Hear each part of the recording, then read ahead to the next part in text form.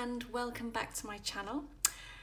Today I wanted to share with you a journal I've just finished and I loved doing this journal. It's actually for a friend of mine and she wanted a journal for her daughter.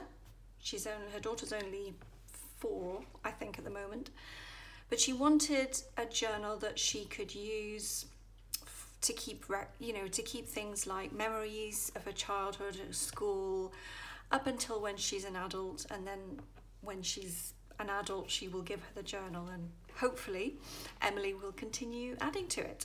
So it's a kind of lifetime memory journal, if you like. So I didn't have a huge amount of a brief necessarily. Sally really did let me do my own thing. I did ask her what her favourite colour was, and she said that Emily's favourite colour was green.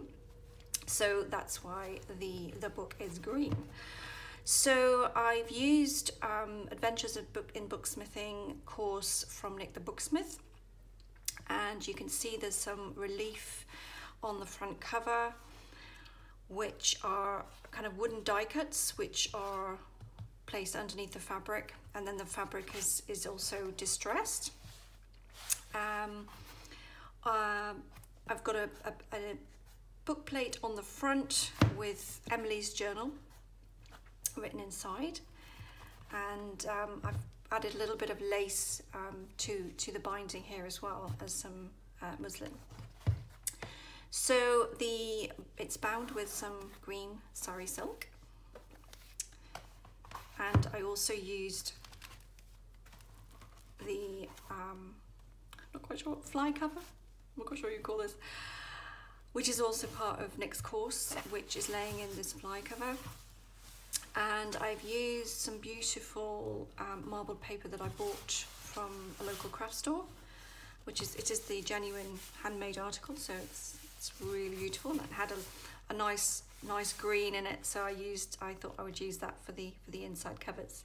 So that appears on the front and back side covers. There's also Ex Libris bookmark here with Emily's name on it. And then I think one of the reasons I loved doing this journal was there's quite a lot of secret hidden spots in it. I watched and loved a tutorial from Wendy, which I'll put the link to below.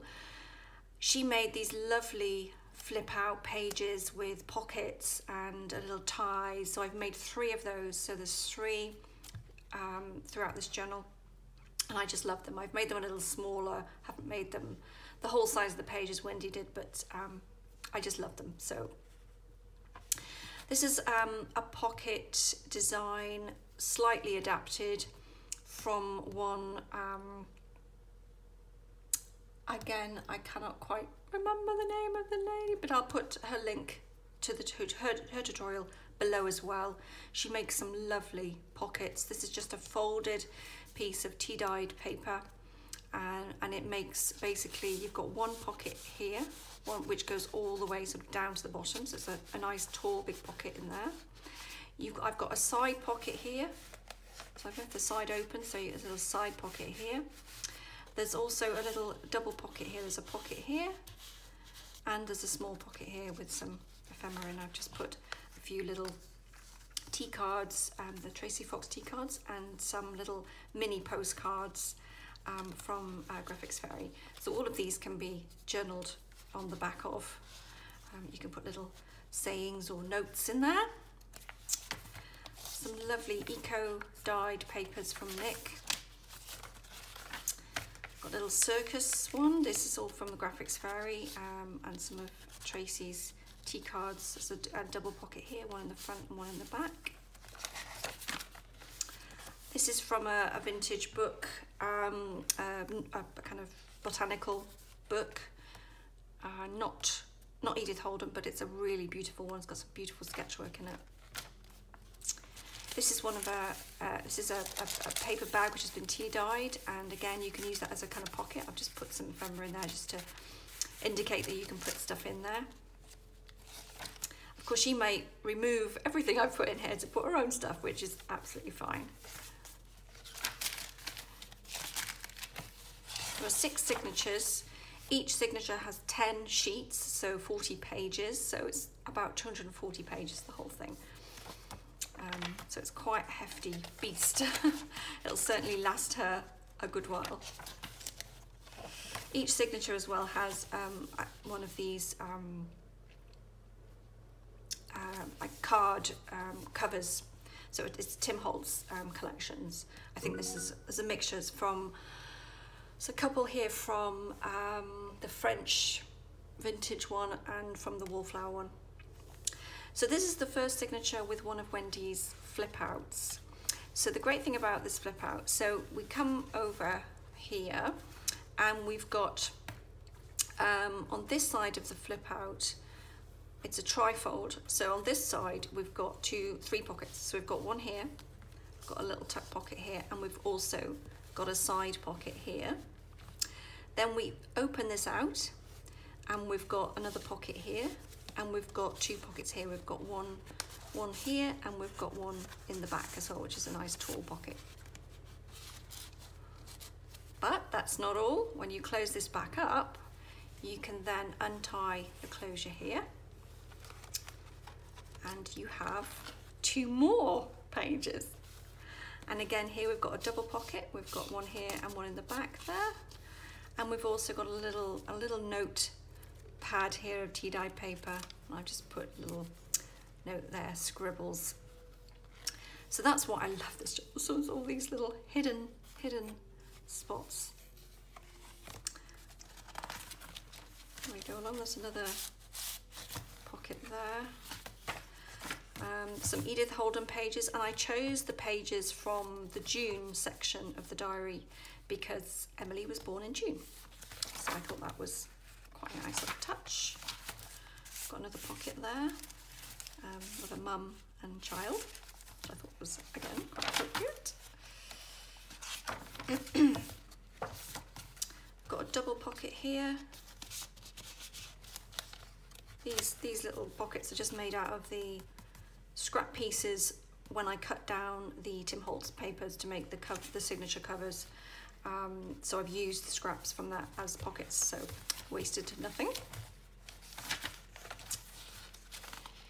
So lots of journal space for her because I didn't want to overcrowd it too much.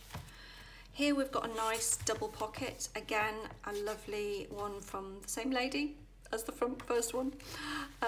I've got 2 flashcards here, which I think a pen pal sent me. I thought those were great for a little girl. She could use those, hopefully. Mum could use them for her. A little journal card tucked into the second one, and I've just decorated the pocket as well.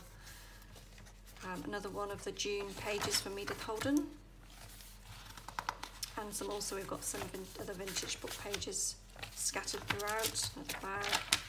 That's the other one of those big, large corner, triple pockets. Yeah, got 2 more flashcards and 2 more pieces of ephemera in there. We've got the second of the flip out. So this one flips the other way. So we open it out here.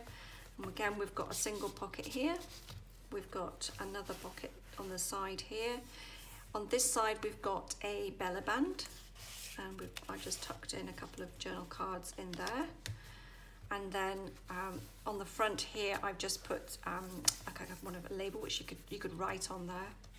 And then again, if we open up the flip out, we've got another couple of secret places. We've got a little pocket, and we've got here I've attached a small envelope and decorated it, and I've just stamped a secret. So in here, she can put a little secret in here. I've actually just put a little poem, which I printed onto a bit of parchment paper, or sorry, tracing paper, and I just tucked that in there. So that's the second of the little flip outs. And then again, lots of spaces, more Edith Holden, June pages, another little side pocket there.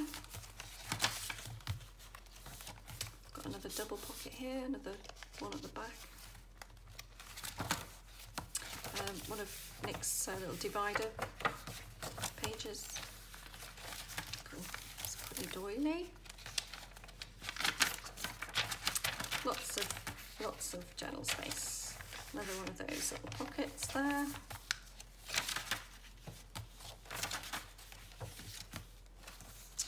And we've got this is a square doily, which I folded in half and then obviously stitched it in down the middle, so it kind of forms a sort of half pocket tuck thing. So I've just placed something in there just to demonstrate that you can put something in there. So again, that could be something, a little secret something in there. We've got another pocket with a couple of journal cards in, and a couple more there.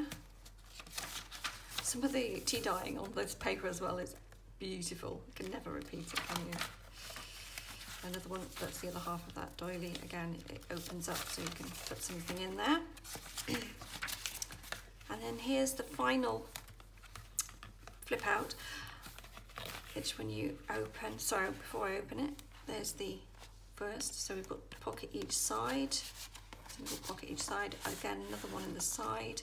And then when you open out the flip, we've got 2 corner pockets in this one, which has some journal cards and a tag.